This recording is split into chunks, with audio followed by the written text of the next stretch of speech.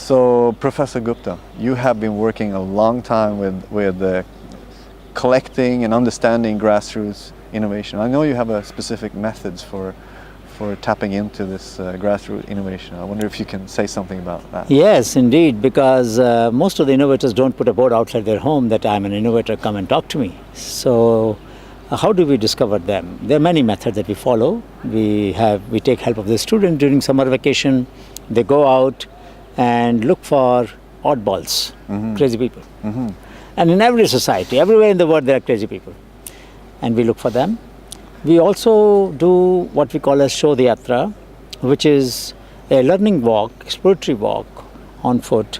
We go from village to village, stay with the people. In summer, we go to the places which are very hot. In winter, we go to the places which are very cold. And the idea is that when you go in such extreme conditions, people don't have to be convinced about why you are there. The process of your being there authenticates your purpose.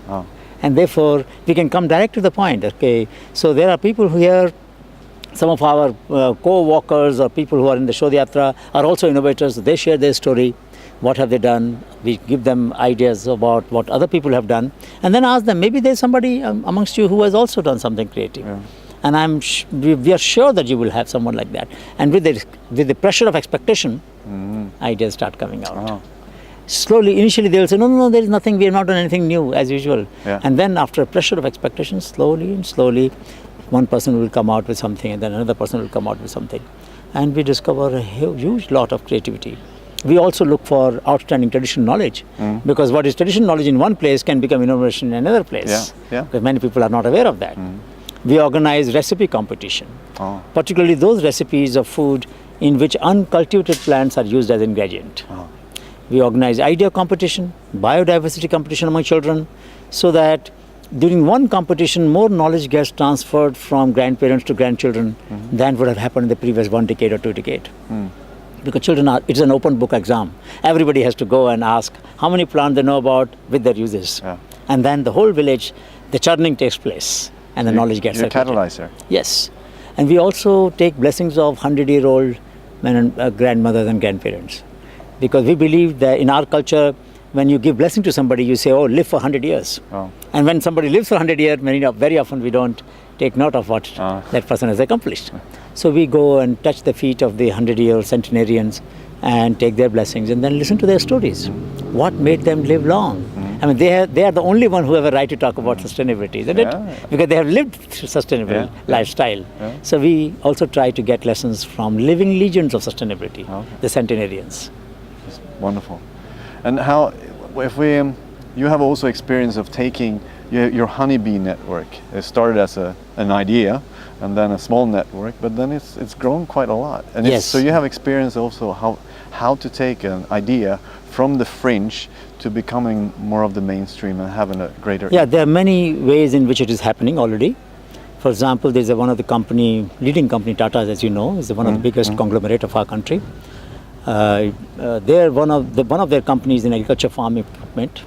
So a sugarcane bud chipper developed by Vishwakarma, a grassroots innovator in Eastern India, was picked up by them for test marketing. They found there's a lot of demand from the sugarcane farmers because they don't have to sow the whole set. They can only take the bud of the sugarcane. It's easier to process, easier to treat, easier to sow.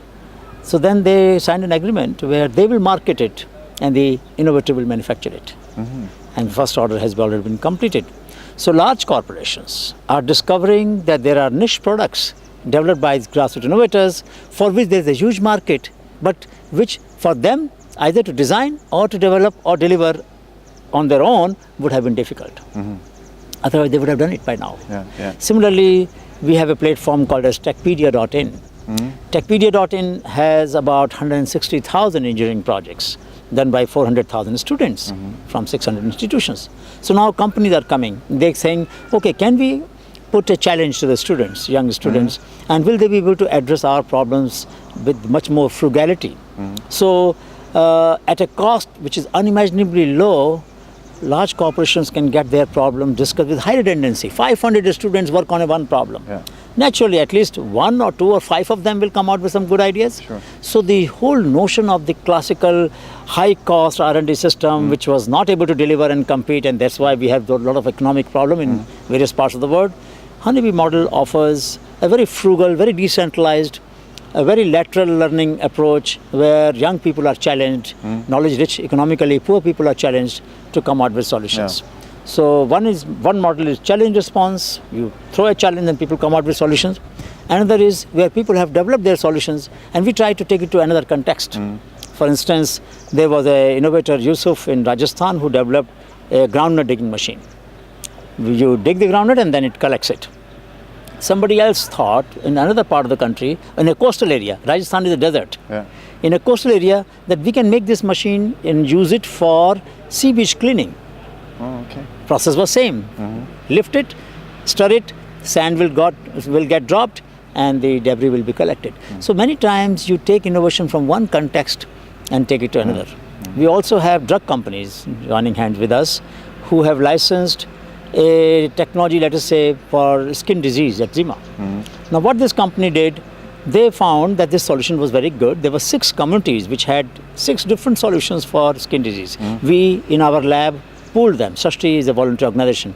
It pooled those solutions, licensed this to this company, company markets it, the royalty goes back to the communities. Okay. So what I think we need to do is, while open innovation platform, which Honeybee Network pioneered 25 years ago, is growing, but reciprocity is not growing as much.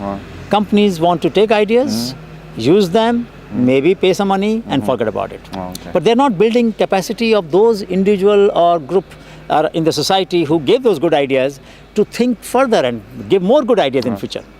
They're not providing them access to their own tools, they're not providing access to the workshops, they're not providing access to what they have done as a public good to the society. So most companies, unfortunately, don't create public goods. I mean, you have many solutions.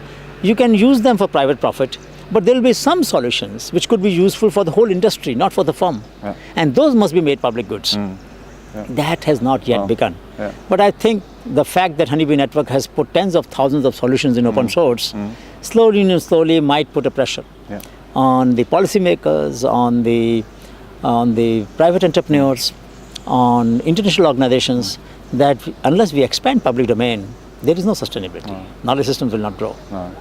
I also believe that we must think about how do we create incentives for the formal and informal science and technology systems to blend each other. In India, we have agreement between National Innovation Foundation with the Indian Council of Medical Research, Council of Scientific Industrial Research. So best of the formal science and best of the informal science is blended. I hope this can happen all over the world. So from fringe to the mainstream, yes, it has to happen. But perhaps mainstream needs to change itself and become more assimilative, more accommodative of the ideas from the common people. Well, thank you very much. Thank you. Thank you.